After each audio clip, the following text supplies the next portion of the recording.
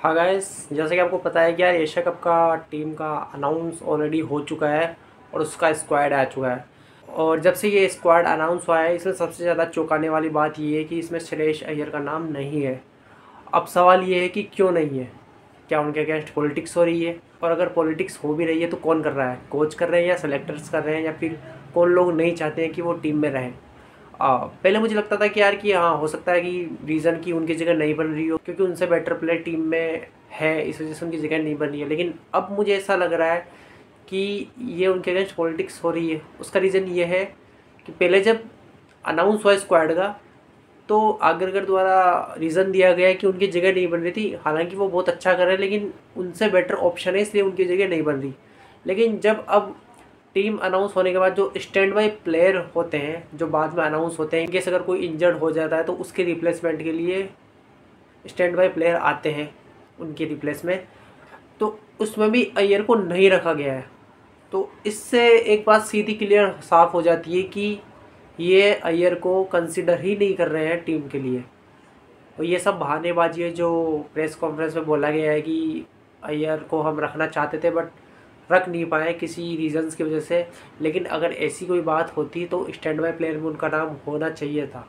तो उसमें भी अगर उन्होंने उसमें नहीं दिया उनका नाम तो इसका मतलब ये है कि उनके अगेंस्ट कोई ना कोई कंस्पिरेसी और पॉलिटिक्स हो रही है। और ये आज से नहीं, ये बहुत पहले से शुरू हो चुका है। अय्यर टेस्ट टीम का हिस्सा थे और कुछ और बहुत अच्छा भी कर रहे थे, अच्छे रन भी बनाए थे। उसके बाद वो सडनली ड्रॉप हो गए। टेस्ट टीम से ड्रॉप होने के बाद एकदम से उनको T20 से गायब ही कर दिया।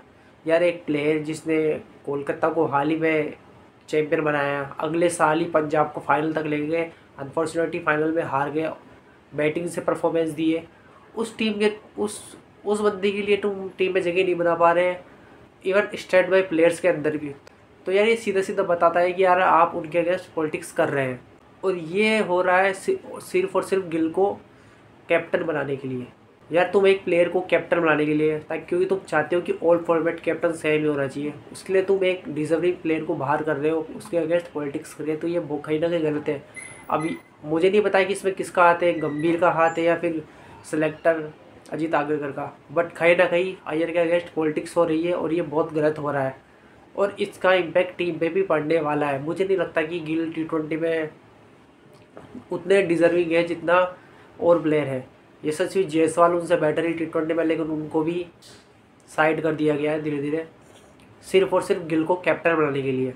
तो यार ये कहीं ना कहीं पॉलिटिक्स से, जिसकी वजह से श्रेयस अय्यर के साथ ये हो रहा है और उनको टीम से बाहर जाना पड़ रहा है। और हमने ये पहले भी देखा है कि जिस तरह से टेस्ट स्क्वाड से विराट कोहली और रोहित शर्मा को हटा दिया गया है एकदम से, उनको मजबूरन रिटायरमेंट लेनी पड़ गई है। और उसके पीछे भी कहीं ना कहीं एक पॉलिटिक्स है, एक किसी न किसी का हाथ है जिस वजह से उन्होंने ये फैसला लिया है। वरना अगर वो चाहते तो वो ऑस्ट्रेलिया टूर पे ही रिटायरमेंट अनाउंसमेंट कर देते, बट उन्होंने ऐसा नहीं किया क्योंकि वो विलिंगली चाहते थे कि वो खेले नेक्स्ट टूर इंग्लैंड वाला।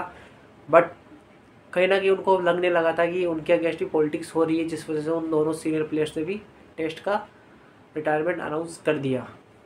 उम्मीद है कि यार ऐसा लॉन्ग टर्म के लिए नहीं हो और ये जो कंस्पिरेसी चल रही है अमॉन्ग द प्लेयर ये ना हो और एक अच्छे डिजर्विंग प्लेयर को टीम में जगह मिले। तो यार अगर आपको लगता है कि ऐसा कुछ हो रहा है, अय्यर के अगेंस्ट पॉलिटिक्स हो रही है, तो कमेंट करके ज़रूर बताएं और आप अपनी राय ज़रूर दें।